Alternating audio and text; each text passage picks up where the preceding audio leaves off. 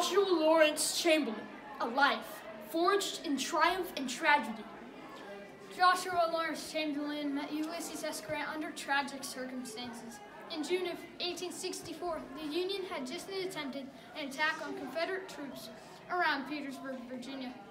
Chamberlain was severely wounded in the attack. Ulysses S. Grant was impressed with Joshua Chamberlain and promoted him on the spot. Using many recorded quotes from Chamberlain, we have envisioned what he might have said to Grant as they reminisced years after the war.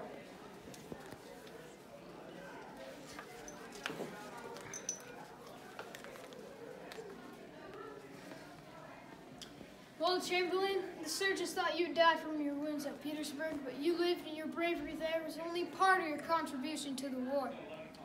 While I was fighting at the Battle of Vicksburg, reports of your reputation as a brave commander at Gettysburg had reached me. Well, Gettysburg was my second battle after Fredericksburg. I had just become the commander of my regiment, the 20th Maine, a month earlier. In my heart, I knew that if we lost this fight, the war would be over. On July 2nd, we were hard pressed on all sides, trying to hold. Through a rift in the smoke, I saw with consternation that our center was nearly shot away. Our ammunition was gone. It was manifest that we could not stand before the wave that was ready to roll upon us. Knowing this, I resolved upon the desperate chances of a counter-charge with the bayonet. All I had time to yell were the words, "Fix bayonets! Forward!" The word was enough. It ran like fire along the line, from man to man, and rose into a shout with which they sprang forward upon the enemy, now not 30 yards away. That bayonet charge enabled us to defend Little Round Top and ultimately win the horrific battle at Gettysburg. Not only did your men fight hard, they didn't quit. Just before the battle, you were sent men who refused to fight. You could have shot them, but instead you told them you wouldn't shoot them or make them fight. How did you convince those men to stay and join the battle? Well, those boys had seen 11 battles and watched their fathers and brothers and friends die. I didn't want to punish them. I just told them why I was fighting. "This is free ground," I said, "all the way from here to the Pacific Ocean. No man has to bow, no man born to royalty. Here we judge you by who you are, not by who your father was. Here is a place to be something. Here is a place to build a home. It isn't the land. There will always be more land. It's the idea that we all have value. You and me, we're worth something, more than just dirt. I never saw dirt I'd die for, but I'm not asking you to come join us and fight for dirt. What we're all fighting for, in the end, is each other. I've always believed that the triumph of freedom and country is worth the sacrifice. Country over state, freedom over slavery, that will never be triumph without tragedy.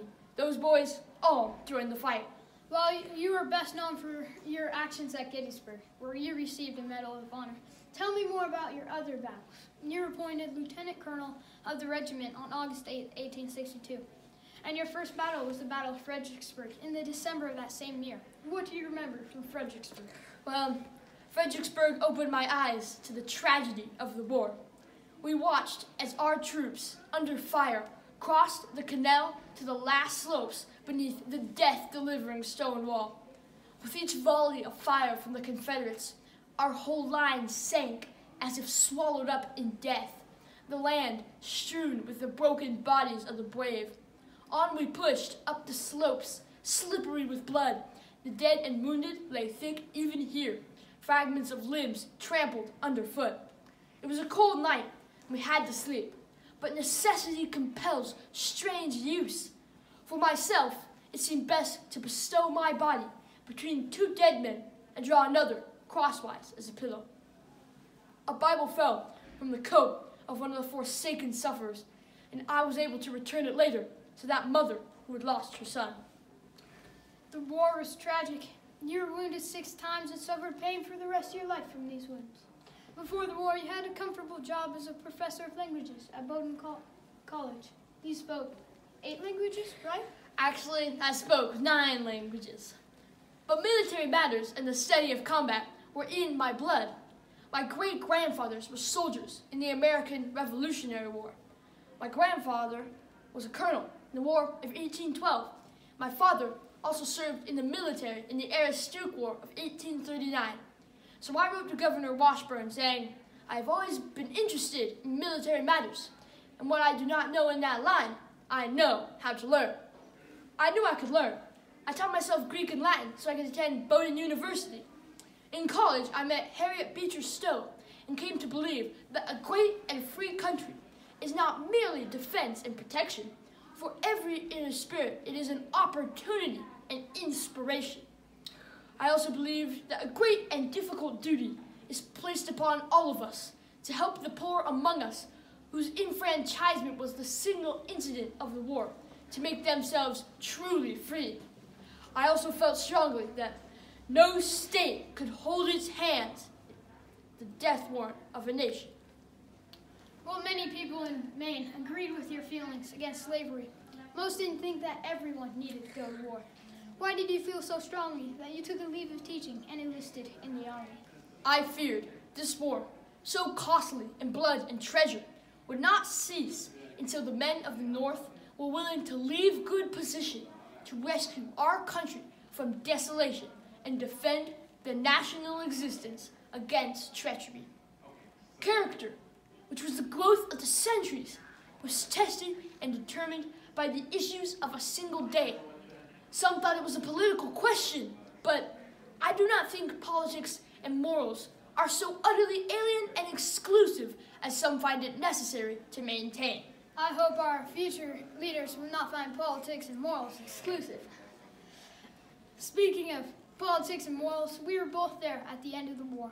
When we broke through the lines at Five Forks, General Lee had to abandon Richmond, Petersburg, and surrender came soon afterwards. The war was over. The rebels were our countrymen again. You were in charge of receiving the surrendering soldiers' weapons. I will never forget what you did. Grave responsibility comes with great victory. The issue is not so much, I think, from the renewed attacks of those who lost, but from the tendencies of power on the part of those who won. This is why, when you ordered me to receive the formal surrender of guns and flags, I ordered my men to salute their fellow countrymen. We were no longer enemies. We were brothers. Freedom triumphed, but was it worth the tragedy of the lives of 600,000 fellow countrymen? To save the Union, what was the cost? That question has been answered at the cost of toil and treasure, of blood and tears. The people have made themselves the expounders of their Constitution. We are one people. In great deeds, something abides. On great fields, something stays. Forms will change and pass.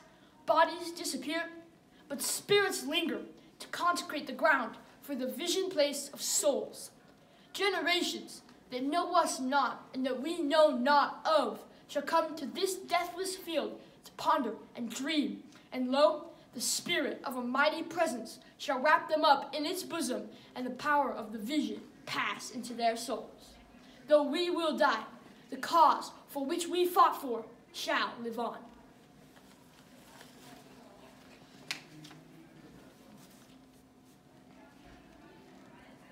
Brought together in tragedy, these two men remained friends until Grant died in July of 1885.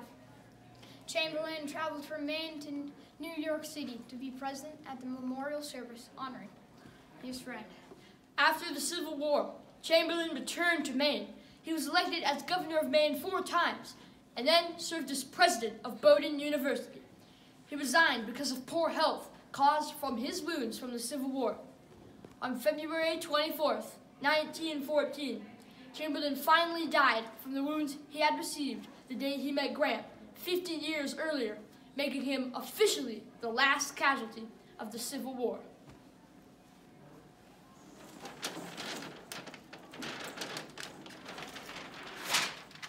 Questions?